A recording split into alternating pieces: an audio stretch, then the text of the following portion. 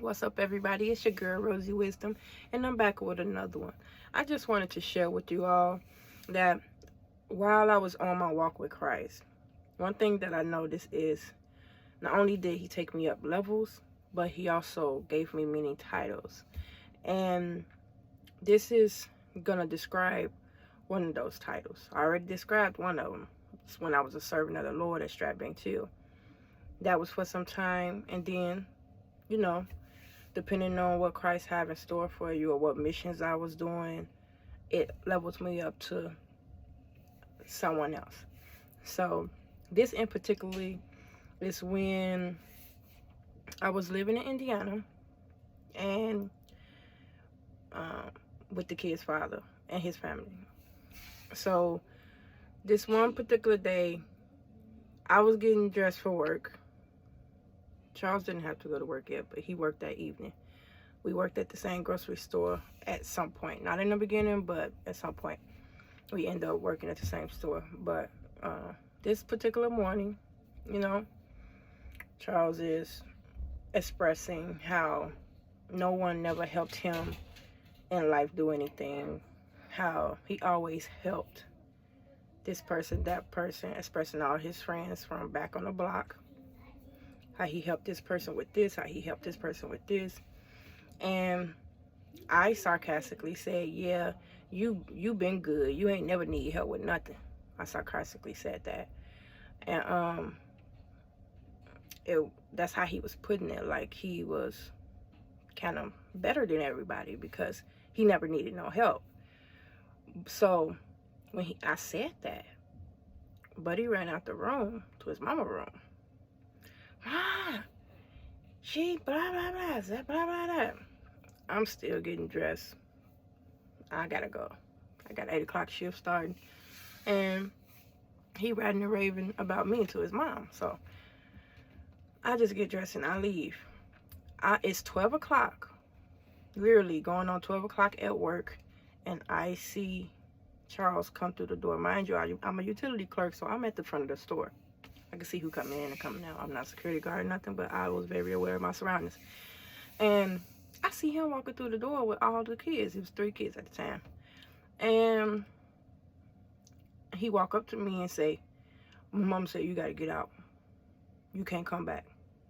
And I was like, I looked at him. I looked at my kids.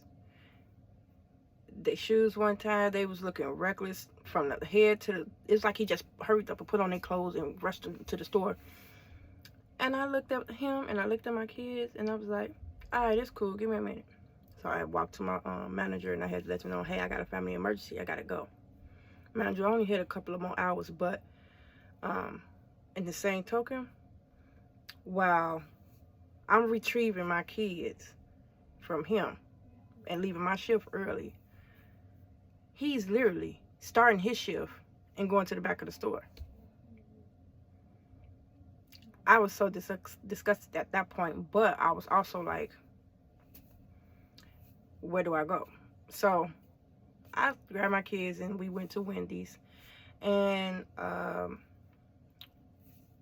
gave them some food and occupied them, basically. I occupied them, we ate, I occupied them. And this was, kid you not, it was Christmas Eve. This was Christmas Eve when this happened. And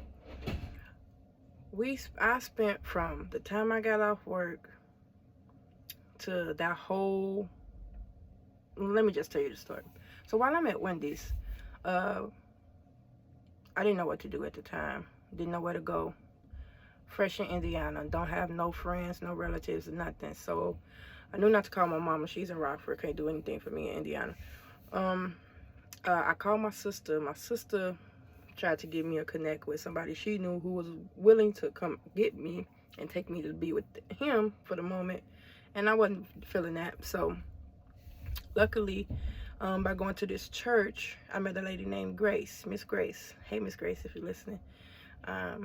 She connected me to someone she knew who by the name is Miss Shay. Miss Shay, hey, how you doing? Long time. It's been a minute. And Shay connected me to her cousin who was at this shelter. Now, before I even got the connection from Shay, Miss Grace was like, she would have helped me, but she was out of town for the holidays. And she gave me some suggestions to call shelters. Now, while I was calling these shelters, it was a list of them. They were saying, no more room. They were saying they was full. They were saying they ain't got no space. They were saying, no, I couldn't come. It was all of them was saying about the same thing. So I called Miss Grace and said, hey, they all saying no more space or no room or things of that nature. And they was full and things of that nature. So she was like, you know what, would you mind if I bring Shay in on your situation? Maybe she can help you. And I was like, sure. So that's how Shay got into the story. And Shay, I knew Shay from other interactions and conversations we had, but for this in particularly, so literally at this moment, I'm homeless. At this moment, when he brought me my keys and said, my mom said, get out, don't come back, I'm homeless. So Miss Shay get on the phone. She say, hold on, let me call you back. I'm finna call my cousin. She works for this shelter, whatever. Now, mind you, after a few minutes, Shay called me back and said, okay, do you got somewhere you could be at 12 o'clock? A cab gonna come get you and take you there. I was like, yeah, I know. Somewhere to be. I thanked her. I was so happy. I seen how Jesus had just made a way. All from the moment I met Miss Grace, which was at church. I met Miss Grace because one day up in church, she was walking past and her scarf fell. And I was the one who handed it to her, picked it up and handed it to her. And from that day, I never knew that she was going to be a part of my my future, and telling this story on how Christ bring people together or bring people in your life for a reason. And it was purpose. So with that being said, moving back up to 12 o'clock. So yeah, I got to be somewhere till 12 o'clock. Now, Wendy's don't stay open till 12 o'clock. They stay open till like 10. So what I did was went to my deaf neighbor's house who I sometimes had been over there with when me and Charles was arguing and got put out. And I would live with her for a couple of days or a week or so. That's sidebar. But I went over there and asked, can I stay here for a couple of hours till a cab from a shelter come pick me up. She was like, sure. So we had to leave Wendy's. And when I found out, first off, the cab come pick me up. I don't know where I'm going. And I asked the cab, what's the address to where we going?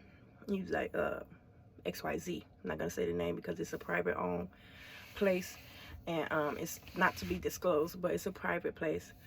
And I looked at my papers, and I said, I called this place.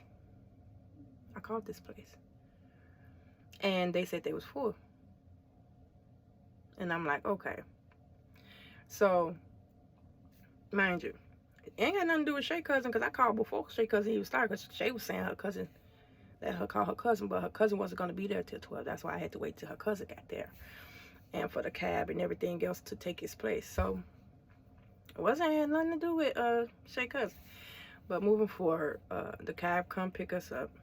We go to the shelter, and it is practically empty up in there. Mini rooms available. And we do the paperwork, we get situated. They give me at this time wasn't nobody in the room but me and my kids, so it's a big room with a lot of beds. And they gave us some, mind you, I didn't have anything. I didn't go back to Charles' mom's house and get anything, grab anything. I didn't do anything. I kept it moving. Your mom said don't go back there. I ain't even go get a toothbrush, a hairbrush, or nothing. So me and my kids literally is walking into the shelter with nothing but the clothes on our back and the shoes on our feet.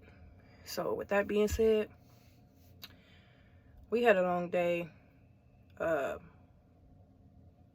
Gave us some pajamas. We all got in the bed. And the next day, which was Christmas, kid you not, when I woke up, there was a big black bag, like a 30-gallon garbage bag filled with presents at the top of the bag. And part 2, I'm gonna finish this story.